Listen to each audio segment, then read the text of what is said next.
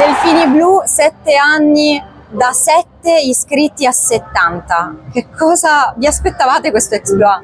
No, all'inizio no, completamente. È stato tutto una sorpresa, però dietro diciamo c'è stato tanto lavoro, i ragazzi sono cresciuti. Oggi ci sono tantissimi ragazzi rispetto a quando abbiamo iniziato ed ci rende diciamo, anche orgogliosi, perché comunque vuol dire che tutto il lavoro che abbiamo fatto fino ad ora è stato insomma positivo sicuramente. Quali sono state le difficoltà iniziali e perché vi siete buttati in questa avventura?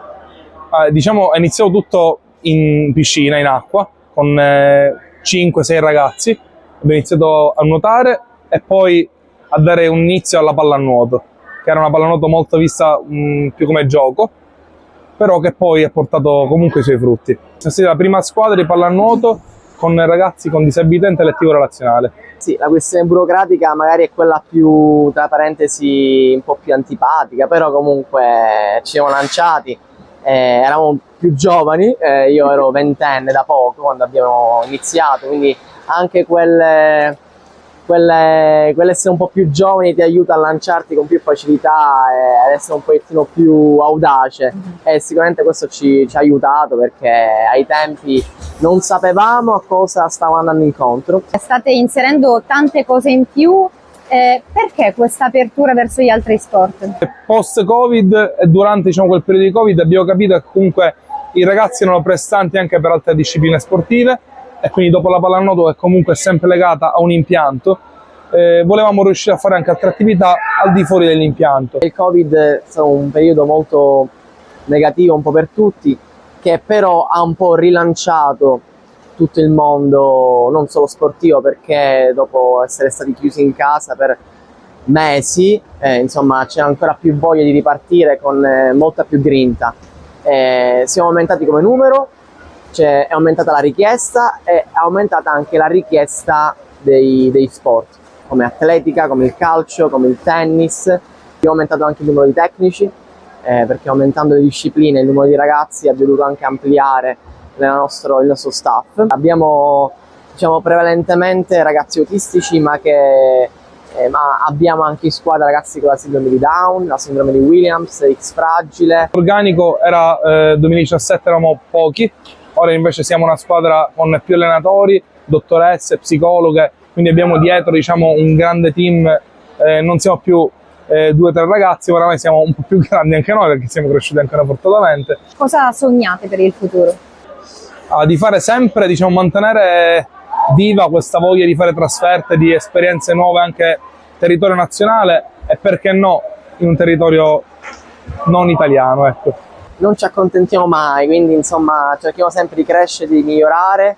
Sicuramente di base il primo desiderio è quello di continuare a crescere, aumentare il volume di utenza della squadra, accogliere più ragazzi possibili, aumentare il ventaglio di sport. Per ora vi appoggiate ovviamente negli impianti comunali, avete vinto un bando per l'utilizzo di una palestra, ma l'ambizione è molto di più per il futuro. L'ambizione diciamo, sarebbe avere un impianto sportivo tutto nostro con piscina, campo da tennis, campo da atletica, diciamo tutti gli sport possibili e immaginabili chiudere in un centro sportivo. Cos'è che vi piace di più?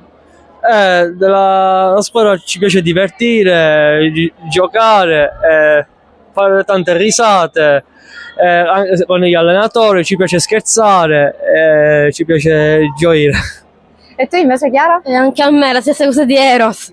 Quindi nessuno pensa alle medaglie che si vincono? No. No. No, no. No, sì. No, no, no.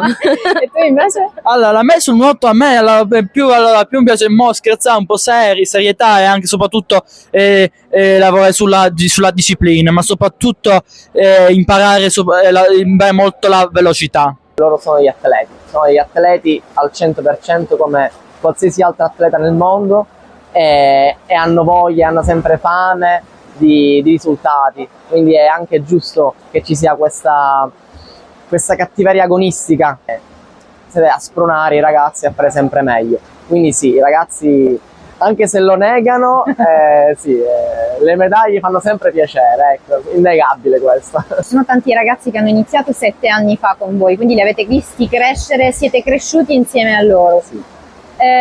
Quali sono le soddisfazioni che vi danno di più, al di là delle medaglie? Senz'altro è le autonomie, perché abbiamo visto ragazzi crescere, abbiamo visto i loro miglioramenti non soltanto in vasca, nei campi sportivi, ma li abbiamo visti crescere anche nel mondo al di fuori del mondo sportivo. Cioè abbiamo visto crescere, abbiamo visto raggiungere traguardi importanti, accademici, personali, tutto questo sempre a pari passo con lo sport, perché lo sport, come sappiamo, dà valori che ti porti anche nella vita.